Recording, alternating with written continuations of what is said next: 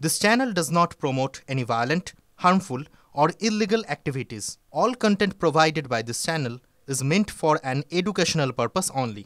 মারের পাল্টা মার, তার মানে নিউটনের তৃতীয় সূত্র কি এবার রাজনীতিতেও সব ক্রিয়ারই বিপরীত প্রতিক্রিয়া হবে? রাজনীতির চড়া সুর। আর ঠিক তখনই হামলাকাণ্ডে মুখ্যমন্ত্রী আঙুল তুললেন বিজেপির দিকেই। হামলাকাণ্ডের পরপরই এক্স মাধ্যমে হামলাকারীদের চিহ্নিত করে পোস্ট করেন বিরোধী দলনেতা। দাবি করেন অভিযুক্তরা সকলেই তৃণমূল নেতাকর্মী। আর সেই ঘটনার 48 ঘন্টা পর আলোচনার মোড়ই ঘুরিয়ে দেওয়ার চেষ্টা মুখ্যমন্ত্রীর।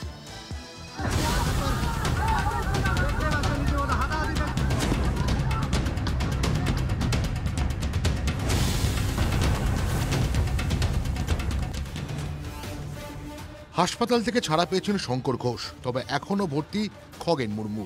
বুধবার সকালেই মালদার উত্তরের সাংসদকে দেখতে যান সুকান্ত মজুমদার। কেন্দ্রীয় মন্ত্রী বলেন, খগেন মুর্মু সুস্থ হতে কমপক্ষে 6 সপ্তাহ লাগবে। মেডিকেল বুলেটিন তাতে আমরা পরিষ্কার দেখতে পাচ্ছি খগেন মুর্মু যে এখানে যে বোনটা, ফেসিয়াল বোনটা ভেঙে গেছে। 6 সপ্তাহ কমসে কম লাগবে ডাক্তারবাবুরা বলেছেন। খগেন মুর্মু যেটা আমাকে জানালেন এটা ঠিক হওয়ার জন্য।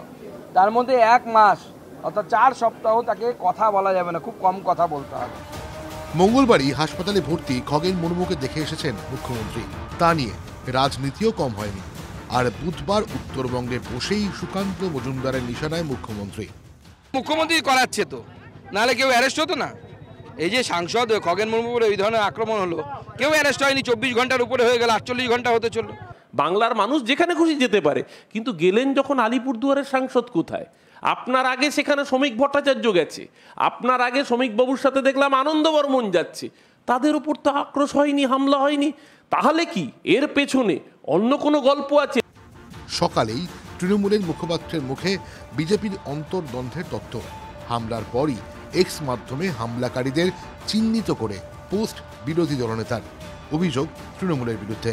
আর উত্তরবঙ্গ থেকে ফিরেই হামলাকাণ্ডে মুখ্যমন্ত্রীর আঙুল সেই বিজেপির দিকেই। पहले आप देखो, चैरिटी बिगिंस एट होम। आपका इंटरनल कुछ नहीं हुआ तो, because that area belongs to BJP, MP, MLA and everything. তাহলে দলের অন্তর্দ্বন্দ্বেই রক্তাক্ত খগেন মুর্মু? মুখ্যমন্ত্রী অভিযোগ তেমনই। পাল্টা জবাব দিলেন সুকান্ত মজুমদার। মুখ্যমন্ত্রীর মাথা কি খারাপ হয়ে গেছে? যাদের নামগুলো আপনারা দেখেছেন তো, ওখানে পিঙ্কি বেগম তৃণমূলের উপপ্রধান, সে বিজেপির গোষ্ঠীদ্বন্দ্ব করবে? মুখ্যমন্ত্রী মাথা খারাপ হয়ে গেছে না? তিনি প্রত্যেকটা হিংসা করে এভাবে গোষ্ঠীদ্বন্দ্ব বলে চালানোর চেষ্টা করছেন।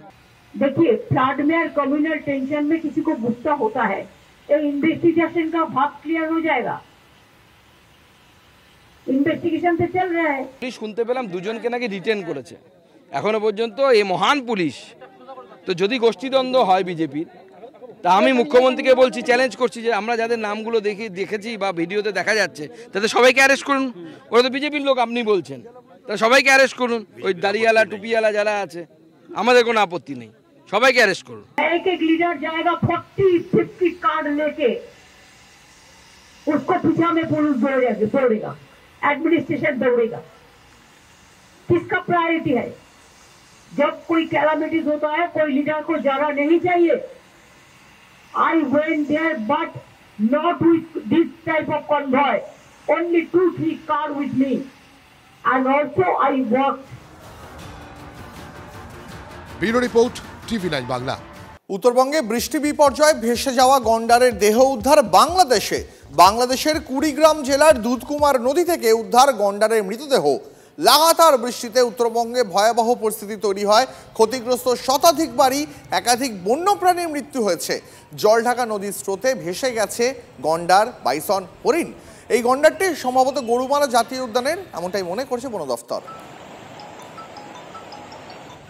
ইন্ডিয়া থেকে একটা মরা গন্ডার ভেসে আসছে, ওইটা আমরা দেখার জন্য আসছি এখানে সবাই। এই গন্ডারটা ভেসে আসছে ভারত থেকে, তাই আমরা আর কি এই পানিতে আইসি, আমরা দেখতে আসি, মানে টেলি মানে সবাই আসি আর কি, কাগজ দিয়ে ওদেরকে ঢাকা হইলো, বন্ধুর চলে থাকা যায় না, এটি আর কি দেখতে আসছি। এই মোমেন্টে আমাদের এরিয়াটার মধ্যে স্ক্যানিং চলছে। আপনারা যেগুলো নিউজের মধ্যে যেটা দেখেছেন যে আনফরচুনেটলি একটা রাইনো আর কিছু বাইসন এইগুলো মারা গেছে, আমরা ফরেস্টের ভেতরটাকে স্ক্যান করছি। বাট আমাদের প্রায়োরিটি হচ্ছে যে আমরা প্রায়োরিটি রাখছি যে প্রিন্স ফরেস্ট এরিয়াগুলোর মধ্যে যেখানে পাবলিকের সাথে যাতে কনফ্লিক্ট না হয়, আর এখন অব্দি হিউম্যান ওয়াইল্ড লাইফ কনফ্লিক্টের মধ্যে কোনো ইনজুরি কিন্তু হয়নি।